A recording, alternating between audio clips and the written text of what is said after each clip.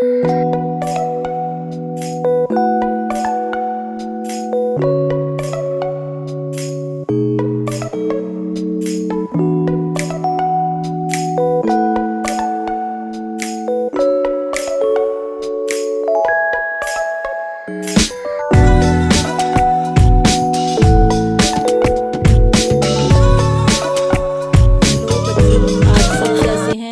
Hope सब अच्छे होंगे। हमने अपनी स्टार्ट की हुई है एमसीक्यू सीरीज, जो अब की बार एग्जाम में 12th क्लास के एग्जाम में 40 मार्क्स के आने हैं बच्चों के। तो अगर आपको ये वीडियो पसंद आए तो लाइक, शेयर और सब्सक्राइब जरूर करें। आइए हम स्टार्ट करते हैं अपनी video. MCQs related to demand curve, जो हमारा चैप्टर है 4th और 5th, price elasticity of demand और डिमांड कर्व। 4th और 5th चैप्टर के इसमें क्वेश्चंस है एमसीक्यूज, और ये चैप्टर आपका बहुत इंपॉर्टेंट चैप्टर है 4th और 5th। मांग का नियम क्या कहलाता है, इस तरह से रिलेटेड क्वेश्चन है इसमें। फर्स्ट क्वेश्चन है, मांग का नियम वस्तु की कीमत तथा मांग की मात्रा में कैसा संबंध होता है। अर्थात मांग का नियम है, मांग का नियम क्या है हमारा, मांग का नियम क्या बताता है। मांग का नियम क्वांटिटी और प्राइस में कैसा रिलेशन होता है हमारा, नेगेटिव रिलेशन होता है। अगर प्राइस बढ़ते हैं तो डिमांड क्या हो जाती है, कम हो जाती है, और प्राइस अगर कम होते हैं तो डिमांड क्या हो जाती है, बढ़ जाती है। तो कैसा रिलेशन होता है वो हमारा नेगेटिव, विपरीत रिलेशन होता है। तो फर्स्ट क्वेश्चन इसी से रिलेटेड है। मांग के नियम में, मांग का नियम वस्तु की कीमत तथा मांगी गई मात्रा में कैसा संबंध दर्शाता है। तो ऑप्शन से सीधा, शून्य, विपरीत या धनात्मक। तो इसका सही आंसर क्या बनेगा, सी, विपरीत। अर्थात कीमत का और मांगी गई मात्रा का कैसा रिलेशन होता है, नेगेटिव रिलेशन होता है। सेकंड क्वेश्चन है, यदि आय बढ़ने पर उपभोक्ता वस्तु एक्स की मांग को बढ़ाता है तो एक्स कैसी वस्तु है। मतलब कि अगर आय के बढ़ने पर हम किसी चीज की डिमांड भी अगर हमारी इनकम बढ़ जाती है तो डिमांड भी क्या हो जाती है, बढ़ जाती है। पर वो कैसी वस्तुओं में होता है, हमने वस्तुएं पढ़ी हैं, नॉर्मल गुड्स है, गिफन गुड्स है, इंफीरियर गुड्स हैं, पूरक वस्तुएं, ये सब हमने पढ़ा हुआ है। तो गिफन गुड्स में तो क्या होता है, निम्न कोटि की वस्तुओं में क्या होता है, अगर हमारी आय बढ़ती है तो हम निम्न कोटि की वस्तुएं क्या होती है, घटिया किस्म की वस्तु होती है, तो उनकी डिमांड क्या हो जाती है, कम हो जाती है। तो उसमें क्वेश्चन क्या पूछा है कि आय के बढ़ने पर उपभोक्ता वस्तु एक्स की मांग को बढ़ाता है, मतलब कि मांग बढ़ रही है, इनकम के बढ़ने पर एक्स वस्तु की मांग क्या हो रही है, बढ़ रही है। तो ये कौन सी वस्तु को बता रहा है, नॉर्मल गुड्स अर्थात सामान्य वस्तु। ऑप्शन देख लेते हैं इसके, सामान्य वस्तु, निम्न कोटि वस्तु, गिफन वस्तु या पूरक वस्तु।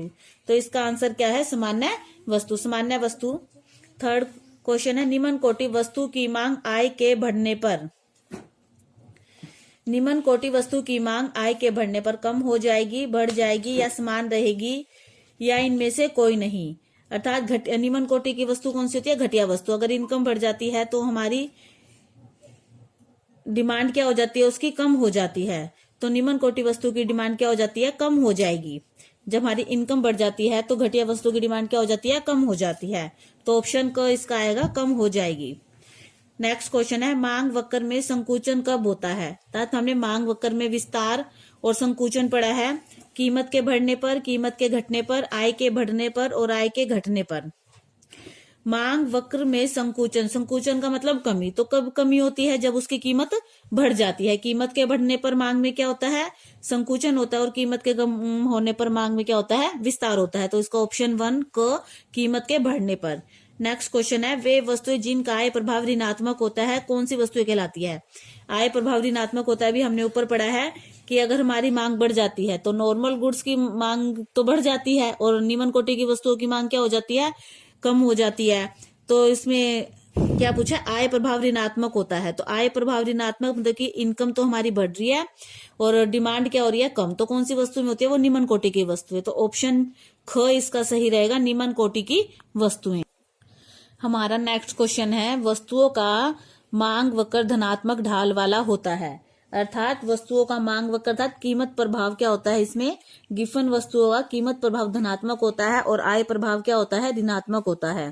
तो धनात्मक कीमत प्रभाव से क्या अर्थ है कि कीमत के घटने पर मांग घटती है और कीमत के बढ़ने पर मांग बढ़ती है। तो कौन सी वस्तुओं में होता है, ये हमारा गिफन गुड्स में होता है। तो इसका आंसर क्या रहेगा, इसके ऑप्शन देख लेते हैं, सामान्य वस्तु, निम्न कोटि की वस्तु, प्रतिस्थापन वस्तु, गिफन वस्तु।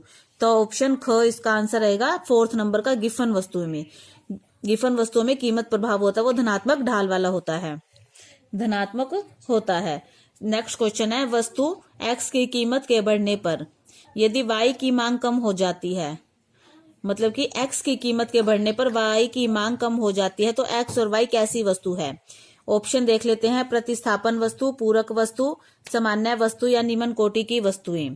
तो वो कौन सी वस्तुएं होती है? हमारी पूरक वस्तुएं। पूरक वस्तुएं कौन सी वस्तुएं होती हैं? पूरक वस्तुएं होती हैं जो दो वस्तुएं मिलकर एक चीज को पूरा करती हैं, जैसे कार तथा पेट्रोल। तो इसमें क्या बताया कि अगर एक की कीमत बढ़ जाती है तो दूसरे की मांग कम हो जाती है। जैसे कि मान लो कार की कीमत बढ़ जाती है तो लोग उसको कम खरीदना शुरू कर देंगे, तो पेट्रोल की कीमत भी क्या हो जाएगी? कम हो जाएगी। तो कैसा रिलेशन है? नेगेटिव रिलेशन है।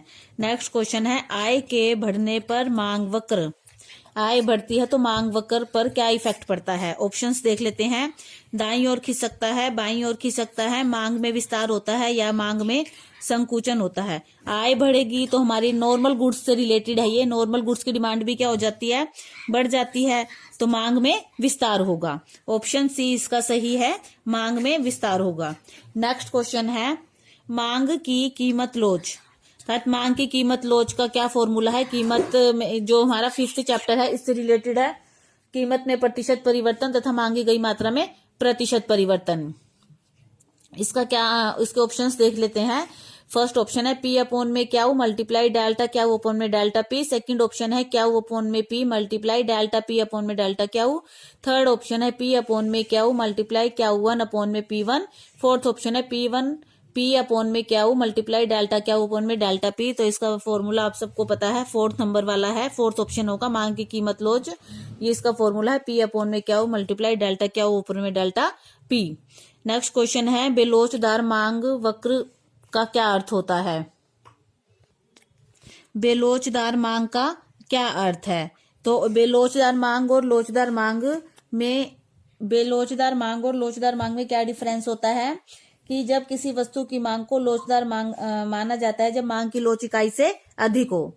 जब मांग की लोच इकाई से अधिक हो तो लोचदार माना जाता है, और बेलोचदार जब कहलाती है जब इकाई से कम हो, अर्थात EDP लेस देन 1। मांग बेलोचदार जब कहलाती है जब वह इकाई से कम हो, elasticity of demand less than 1।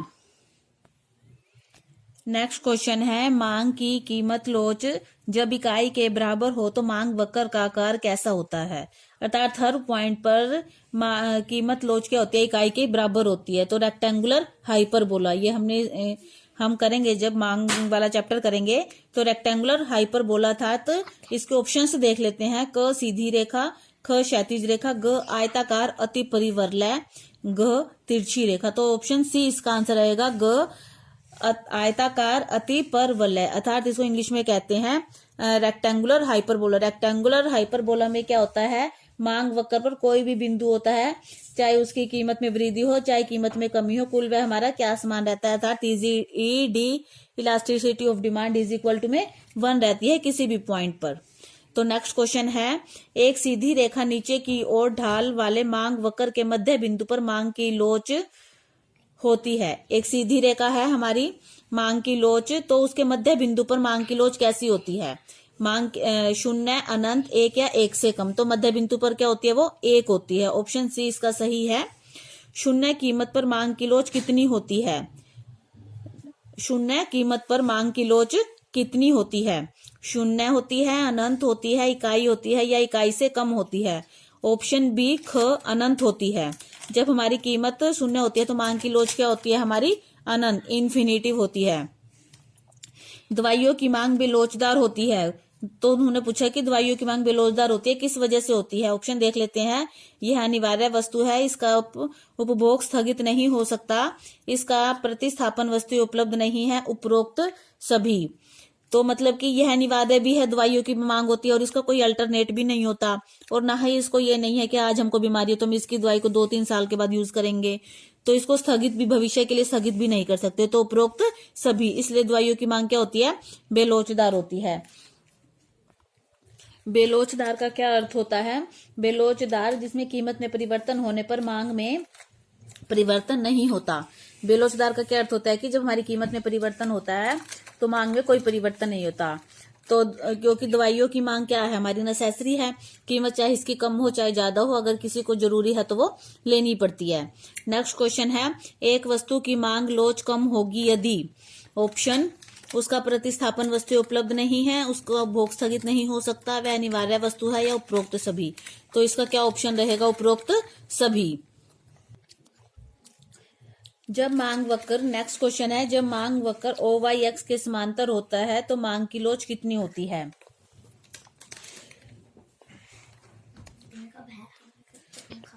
जब मांग वक्र OYX के समांतर होता है तो मांग की लोच कितनी कैसी होगी, इकाई, शून्य, अनंत तथा इकाई से अधिक। अर्थात जब हमारा जैसे कि इस डायग्राम में दिखाया गया है OY OX के समांतर है तो इलास्टिसिटी ऑफ डिमांड क्या है हमारी 0, तो आंसर क्या होगा इसका, शून्य। तो नेक्स्ट क्वेश्चन है, यदि किसी वस्तु की कीमत में परिवर्तन होने से वस्तु पर किया जाने वाला कुल व्यय समान रहे तो मांग की कीमत लोच कितनी होगी। अर्थात किसी वस्तु की कीमत में परिवर्तन होने से वस्तु पर किया जाने वाला कुल व्यय समान रहता है तो मांग की कीमत लोच कितनी होती है, इकाई, क्योंकि वो समान हो रहा है, कुल व्यय में कोई चेंज नहीं हो रहा। नेक्स्ट क्वेश्चन है, नीचे दी गई तालिका से बताए कि मांग की कीमत लोच कितनी है। जब प्राइस हमारा 2 से 3 हो जाता है, कुल व्यय हमारा 10 से 12 हो जाता है, तो मांग की कीमत लोच क्या है। ऑप्शन है इसके, price elasticity of demand less than 1, second है ग्रेटर देन, फोर्थ है EDP इज इक्वल टू में 1, और लास्ट ऑप्शन है EDP इज इक्वल टू में 0।